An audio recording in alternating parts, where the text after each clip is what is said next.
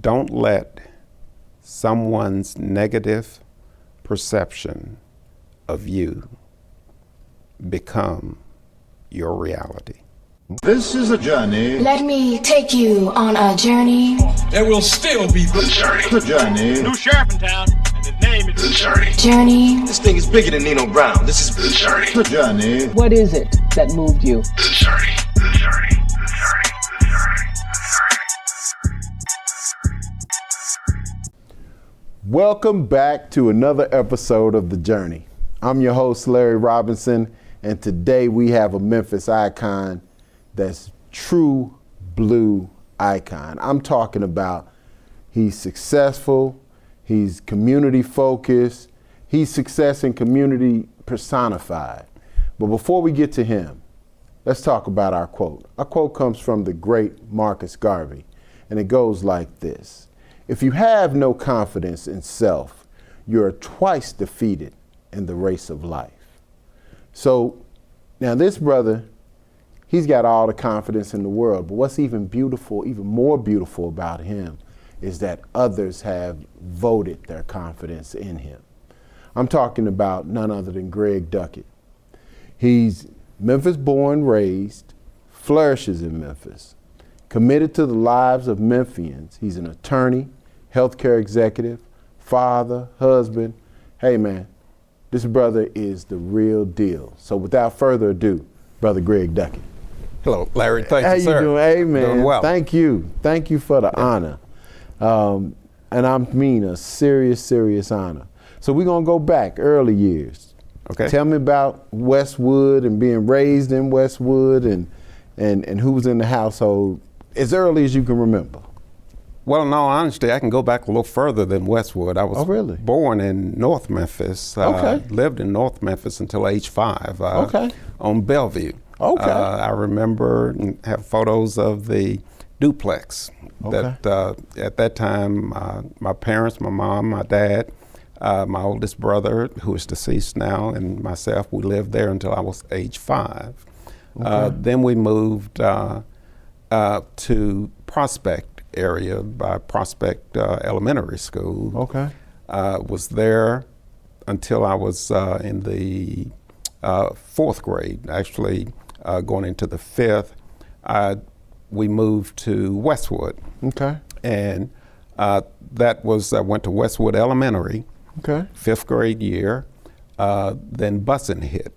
And as a result of busing, where we lived in Westwood was unincorporated Shelby County at the time. Mm-hmm. I was bused to White's Chapel, which is in Boxtown, which is at that time was the poorest zip code in the city of Memphis. So I spent my 6th grade year at White's Chapel. Then that following year, I enrolled at Westwood Junior High. Okay. And I was there from the 7th through the 9th grade. Okay. I have it's total of 3 siblings. Well, here we're gonna go back. We're gonna get to all of that piece. But I wanted to ask you, in the neighborhood. Okay, so what neighborhood do you identify your childhood with? Westwood. Okay. Now, who in that neighborhood had the biggest impact on young Greg outside of the household? That's a challenging question. Okay. Because at that time when we moved to Westwood, there were only about 5 African American families that lived in that community where we lived. Okay.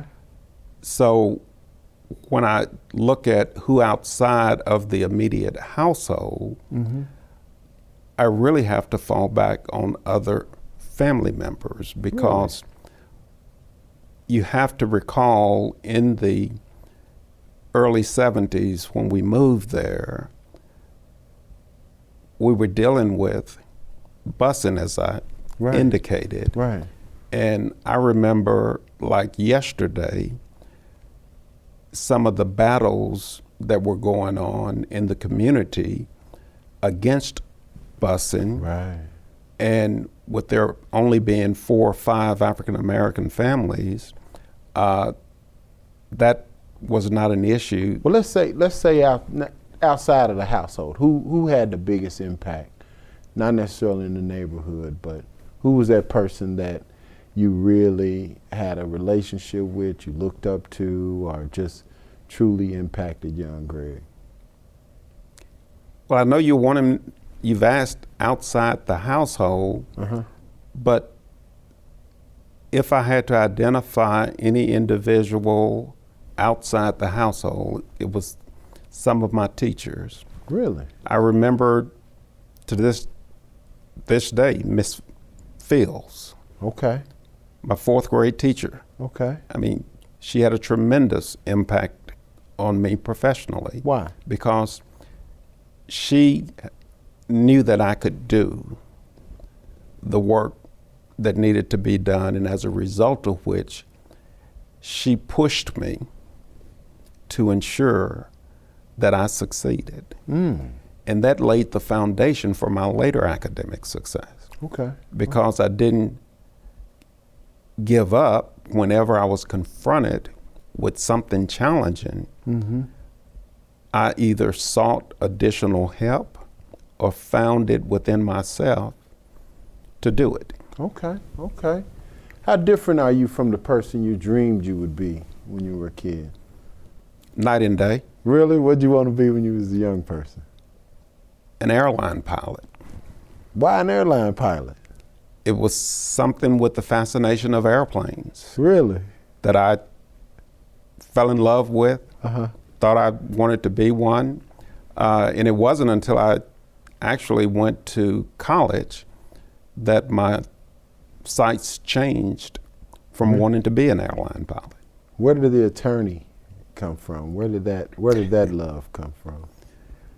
Don't tell me Perry Mason or something like that. Man. Well, interestingly, you bring up Perry Mason, but the irony of how I became an attorney is it occurred when I was an undergraduate. All of my life I've been here in Memphis, including law school at Memphis State, which is University of Memphis now. But I went 4 years, Oberlin College outside of Cleveland, Ohio. I went to Oberlin because I played football in high school. Okay. And had some Division II offers to go and play football.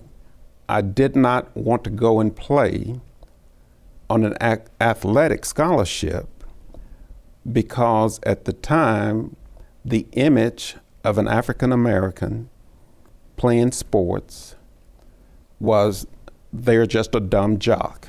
Man, I know the feeling.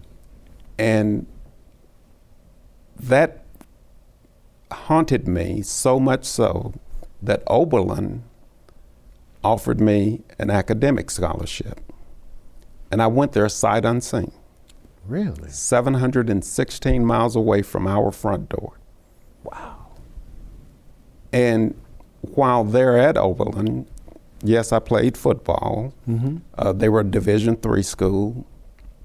But also, I did, as part of the curriculum, you had to do what's known as winter terms in independent study. So 2 of my independent studies were done with Congressman Harold Ford Sr. Right. The first was in Washington, D.C., and I became infatuated with the political process. And as I was looking at the resumes and backgrounds of a number of elected officials, they were attorneys. So naively, I began to think that a prerequisite to becoming a politician was you needed to be a lawyer. So that's where the light bulb first was lit.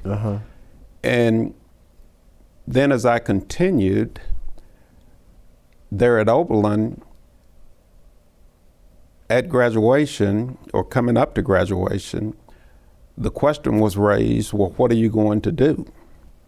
My dad, who worked for the public school system, his goal and aspiration for me was to be a school teacher, because back in that day, that was seen as the height Right. within the black middle class community. Right. I didn't want to do that. Okay. I told my dad that, and interestingly, he put me in touch with Dr. Willie Harrington, school superintendent. So he became a mentor of mine. And so I continued to progress through college and had I'll call it the dumb luck of the quarterback for our team. His dad was the offensive coordinator for the Cleveland Browns. So he was coming to the games every Saturday to watch his son play, but he felt that I had the ability to play at the next level, so he took me under his arms and started working with me. So we began that process, and at the 11th hour, we were working with the Montreal Alouettes, and the deal fell through. And he told me that I could play for the Canton Bulldogs, which is a semi-pro team for the Cleveland Browns. And I was saying, okay, up until he said, once we get you down there, we'll get you a part-time job. And it was at that point I raised the question of part-time job. He said, yes. He told me how little semi-pro football paid at that time. And I went back to the dorm and told my parents I'm headed to law school because I had been admitted to Memphis State's law school. Okay. So that's the twisted route by which I ended up in law school because I thought I was going to be a football player. Wow. When did you know you was going to be okay? What was that moment you look in the mirror and say, I can do this thing called life? Well, I didn't realize I was going to be okay until I graduated law school, and my first job was with then U.S. Senator Al Gore. Okay. So when I started working with him, I got recognition within the community because I became the face of Al Gore locally and across most of the state. Right. And through that, I then met former Mayor Dick Hackett, and much to my surprise, in 1987, when Al Gore is running for President of the United States, he offers me a position in city government. At the age of 27, when he offered me the position, but when I started with the city, I was 27, turned 28 in January. I started January 1st, January 26th was my birthday. So it was at that time that I realized that I could truly handle the pressures of being successful. But when I say handle the pressures of being successful, one of the things I always remind individuals, and I practice daily, is that we all are accustomed to, when you go and apply for a position, people often will say, and or the job description will say, X years experience required. I can sit here today and tell you that for any professional position that I have held, if the resume or the job application had said X years experience required, I wouldn't be sitting in this seat today. And the importance of that is that you got to find somebody who's willing to take a chance on you. Absolutely. All right, last question. What was that moment that you realized you were a black man? And not that you were a black man in color, but there was a different weight to being a black man. Hold on for a quick second. Listen, we're going to come right back on the journey. My brother Greg is going to share with us when he realized he was a brother. Listen, stay right there. It gets better after this, so don't go nowhere. This is The Journey on the Kudzukian Network.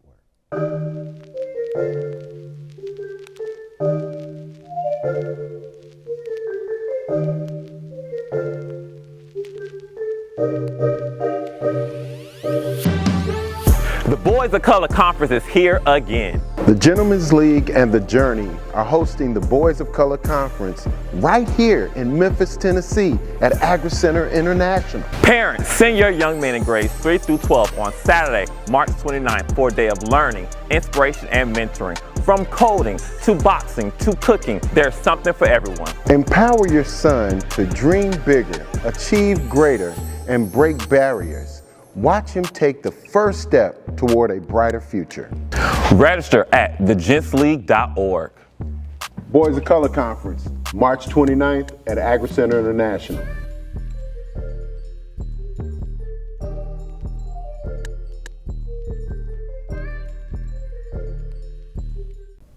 Welcome back to The Journey. Today we have Brother Greg Duckett, healthcare executive, born and raised in Memphis, Tennessee. Let's just say he's an attorney, not a football player. He's an attorney. So before we left, we asked Brother Greg, when did he realize he was a black man? And not just black in color or black from that perspective, from a race perspective, but when did he realize that there was an extra weight to it? But before I get that answer, I want to ask, Greg, what's your superpower? What's that thing that you can do better than anybody that you know? Well, I would say one of my superpowers is the ability. Oh, you got multiple. Yes. But to listen and comprehend and then share bad news in a way that is not offensive to the one that's receiving it. Wow. Unpack that. What does that mean? And for the people the young folks that are watching this show? Basically, when you are discussing something with someone, and if you have two different viewpoints on it, first seek to find out, is there a common ground? And if there is not common ground readily ascertainable, then have the mutual respect between the two who are discussing the issue, that you realize that we disagree on the subject, but our disagreement should not make us disagreeable at a personal level.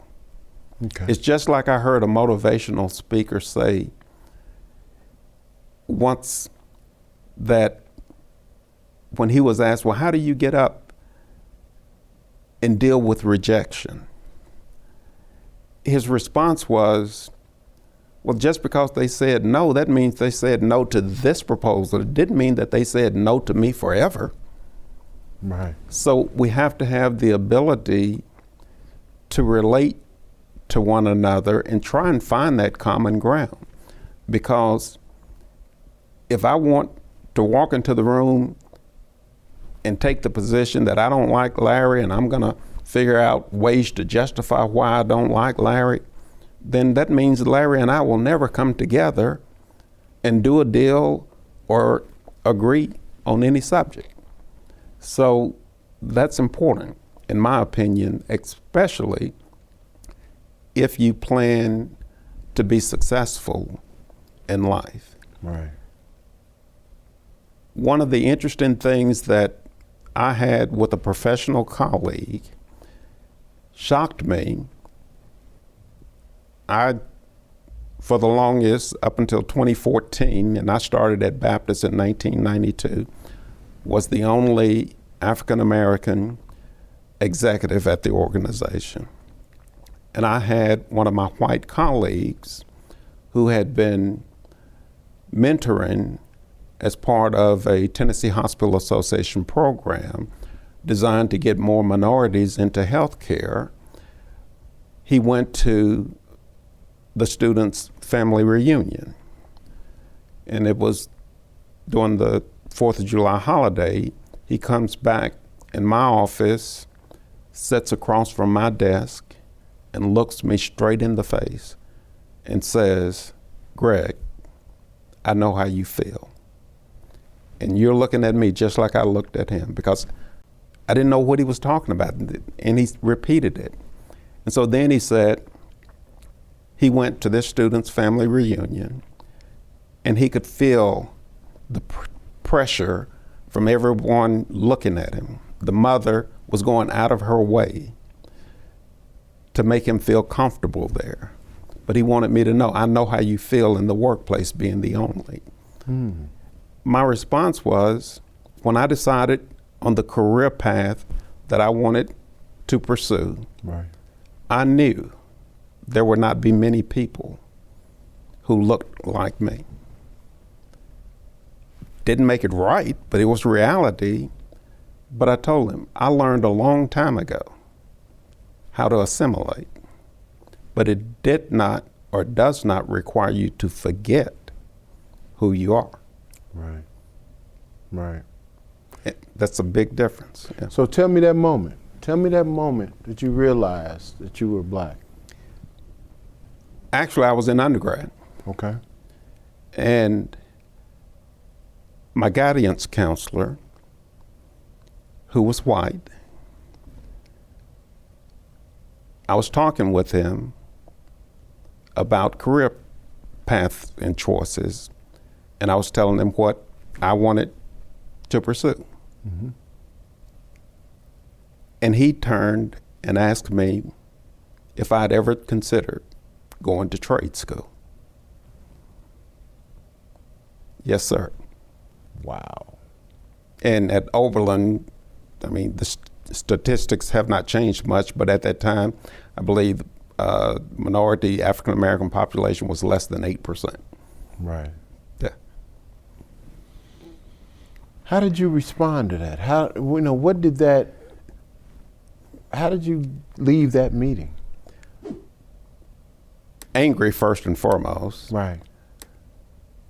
My response ultimately didn't help me because my response, given my makeup, was I'm going to prove you wrong.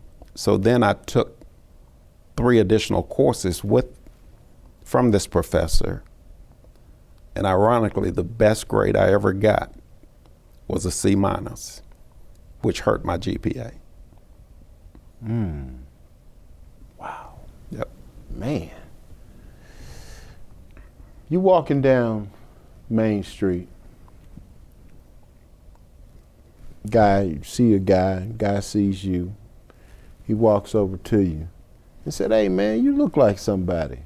Who are you?" What would be your response? Facetiously, I would say, have you been in the post office recently? It might have been one of those top 10 most wanted photos.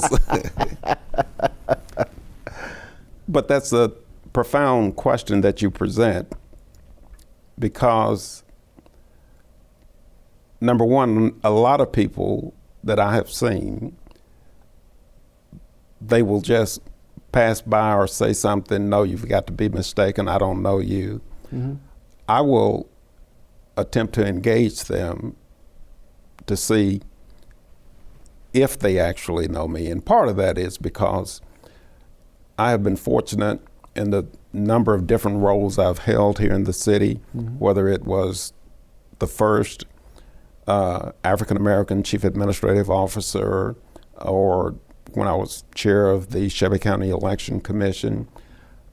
So I presume that, well, maybe you've seen me on TV. He'd be like, "No, I ain't talking about what you do. Yeah. I'm talking about, who are you, man? Who are you? And then that's where I share with them a bit of my life experience and history, because I do that as a teachable moment and an encouraging moment.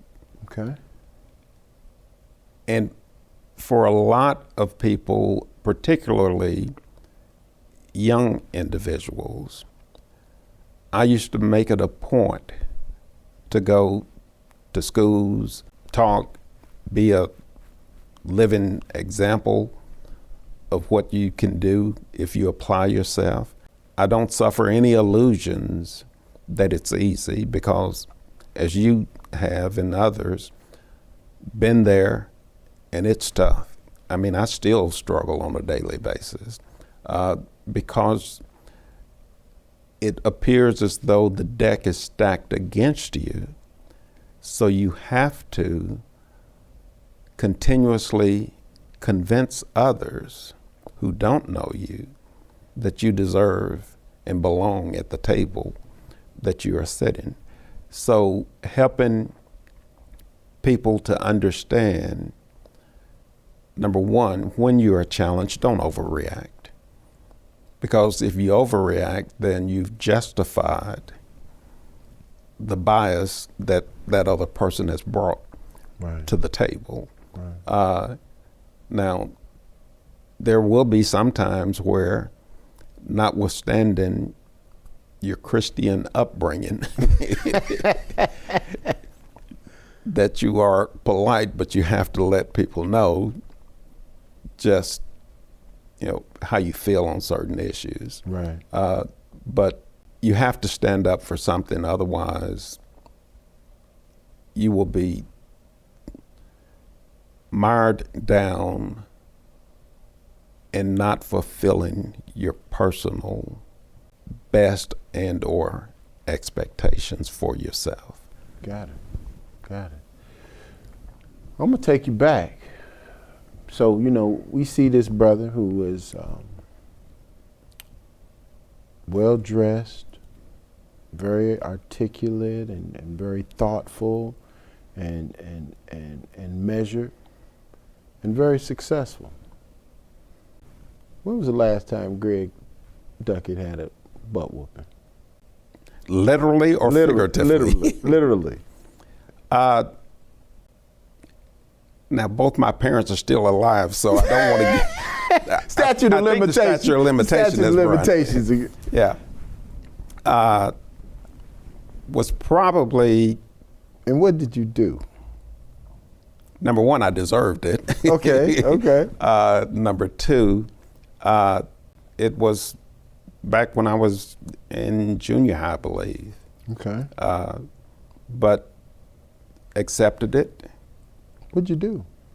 Oh. Because I don't want to get these young folks, now, we looking at the finished product, the refined product, but I want to let them know that all of us have been there, whether you got both parents, one parent, no parents.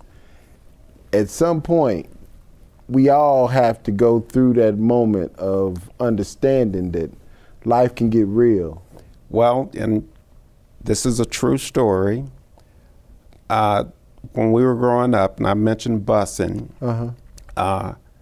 my parents were strict. Mm-hmm. And when I say they were strict, they didn't want us making mistakes that they felt would hold us back. Mm-hmm. And while some might not view this as a significant issue, because I didn't at the time, but it was to my mother, she did not want us to wear our shirts out. She always had to have your shirt tucked in. Mm-hmm. So my brother and I, we had this little routine where our house was located. We had to walk around the street to the bus stop. Mm-hmm. And once we got out of sight of our house, we would take our shirts off so we would be like everyone else. Right. So all through the day at school, I had my shirt out and get off the bus, walking home, and I had turned around the corner where you could see people walking on the sidewalk, and I'd forgotten to put my shirt in. And by happenstance, my mom was sitting there in the kitchen looking out the window and saw me.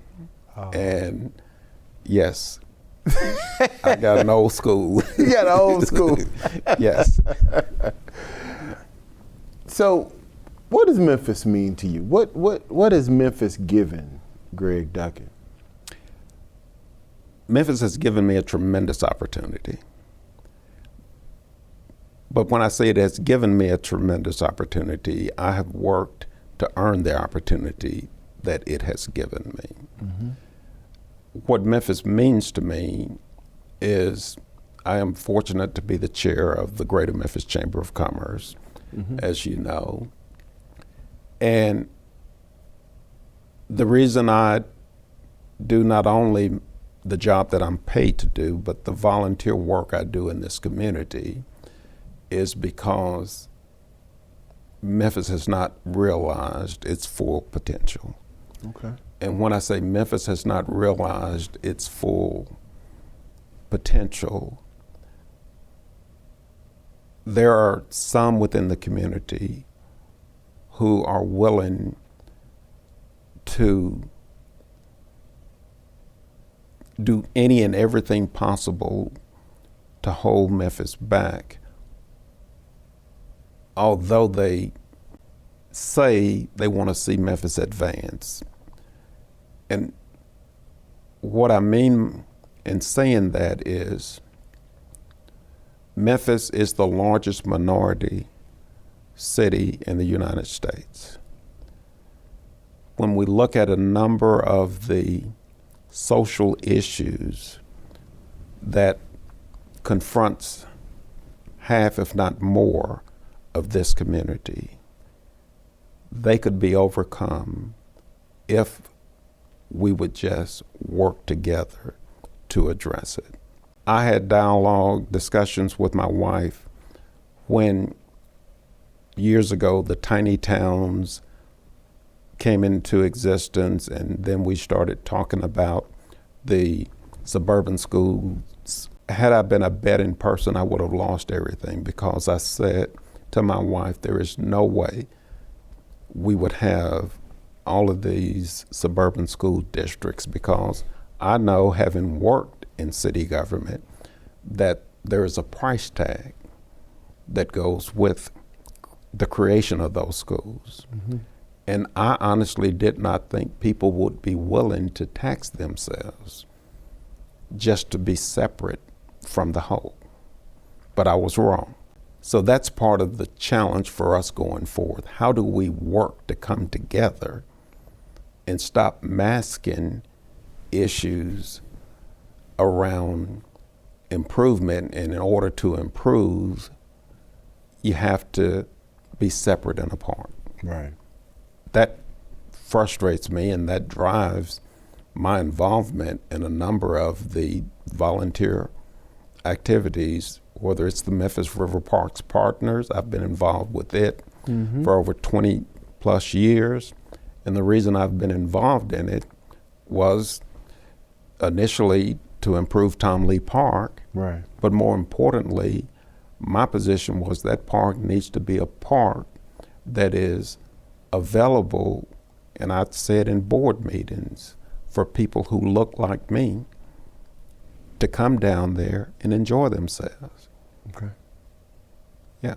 So we've come a long ways, but we have a long ways to go. Any regrets? Anything that you would say, man, you know what? I'd like to take a mulligan on that. Playing golf last weekend. Was it that bad, brother? It was windy and it was bad. It was bad. Okay. On the professional side, no. And the reason I say no is if you look at my career path, every position that I have taken, and I mentioned earlier, I thank those who were willing to take a chance on me, but it's been a progression for me. And working at Baptist, I mean, I would not have been there for 32 years if I didn't enjoy it. Right. Challenging, yes it is, but it has also given me the opportunity to practice what I preach. I mean, up until 3 years ago, I had the most diverse legal department in the entire city of Memphis. Of the 8, 4 were female, 4 were African Americans, 4 were males. And that's because I changed the job description from that required to preferred. And so I enjoy being in a position to make a difference. But being in a position to make a difference requires all of us to take responsibility to make sure that the little kid like myself, whose dad was a building engineer for the Memphis public school system, and now I have one of the highest jobs in the city of Memphis, that I don't forget what it took for me to get there. Wow. We're going back to Westwood. You sitting at the table, watching TV. Young Greg is sitting at the table watching the TV. You walk in the door as Greg today. What would you say to that young man? If you can dream it, you can be it. Because back then, it was hard for me to dream it. Really? Because I didn't see it. Right. And what I mean is, I didn't see people who looked like us in the positions that we are in. Wow, that's powerful. Well, this is it. Last statement. I want you to look in that camera, and I want you to leave these young people, or people that are watching, with a Duckettism. Just start directly to them. The floor is totally yours.